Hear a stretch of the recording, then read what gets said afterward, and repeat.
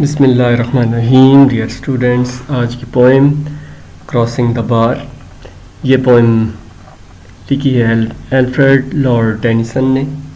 یہ ایک British poet تھا اور وکٹورین دور کا ایک بہت مشہور شاعر تھا.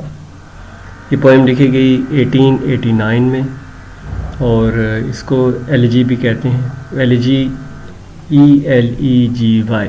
ایلیجی ایک ایسی پوئم ہوتی ہے جو ڈیتھ کے بارے میں لکھی جائے اور کہا جاتا ہے کہ یہ الفریڈ لارڈ ٹینیسن کی آخری پوئم تھی. اس میں کراسنگ دا بار، تھوڑا سا اس کے بارے میں بتا دیں. بار جو ہے وہ ایک ریتلا رستہ ہے، سینڈ بار.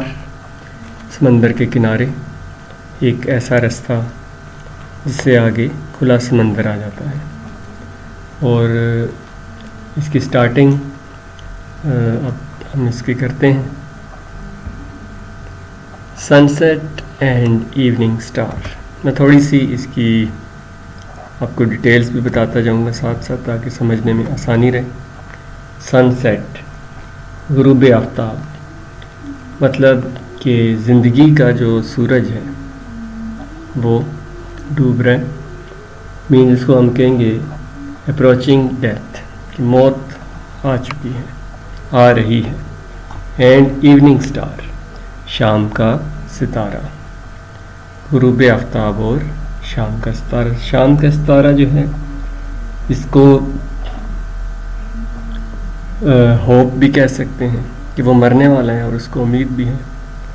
اس کو سٹار وینس، زہرہ ستارہ بھی کہا جاتا ہے، ایوننگ سٹار کو. And one clear call for me, اور میرے لیے ایک واضح بلاوا ہے. بلاوا کس کا؟ موت کا. And may there be no moaning of the bar, اور ریتلے رستے کی کوئی آہ و بکا نہ ہو. یعنی جو بار ہے سمندری وہ روئے نہیں،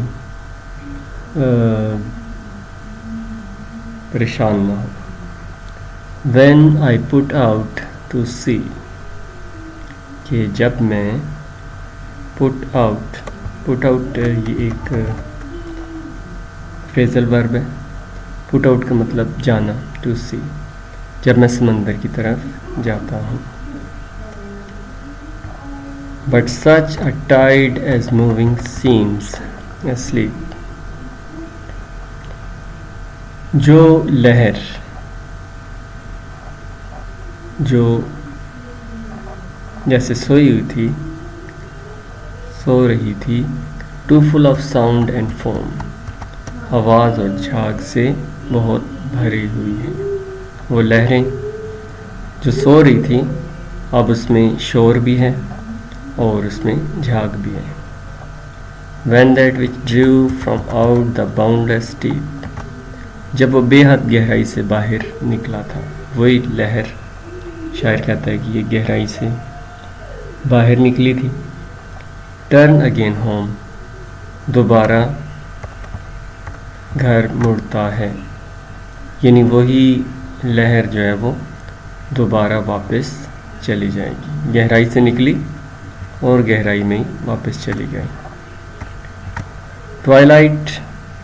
ٹوائلائٹ مطلب ہوتا ہے شام کا وقت.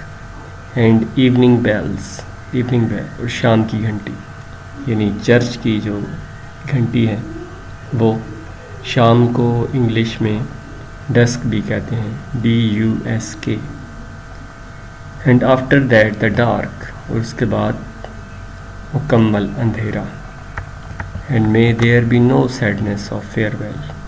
فیئرویل کہتے ہیں الوداع کرنے کو. سیڈنس، اداسی، غم، اور الوداع کا کوئی غم نہ ہو. وین آئی امبارک لفظ بڑا ایک مخصوص ہے کہ بحری جہاز میں یا ہوائی جہاز میں سوار ہونے کو امبارک کہتے ہیں. جب میں سوار ہوں جہاز پہ، شپ پہ، جب وہ سوار ہوگا الفریڈ ٹینیسن، تو کوئی بندہ مجھے الوداع کرتے ہوئے غمگین نہ ہو. فار دو، یہ جو دو ہے THO یہ پرانی انگلش ہے. THOUGH اس کو ہم دو بھی لکھ سکتے ہیں. فار دو. شاعر اکثر اس طرح کے الفاظ استعمال کیا کرتے تھے.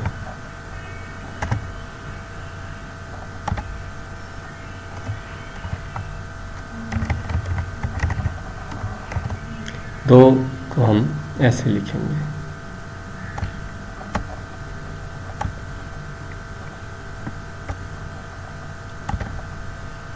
For though from out our born of time and place.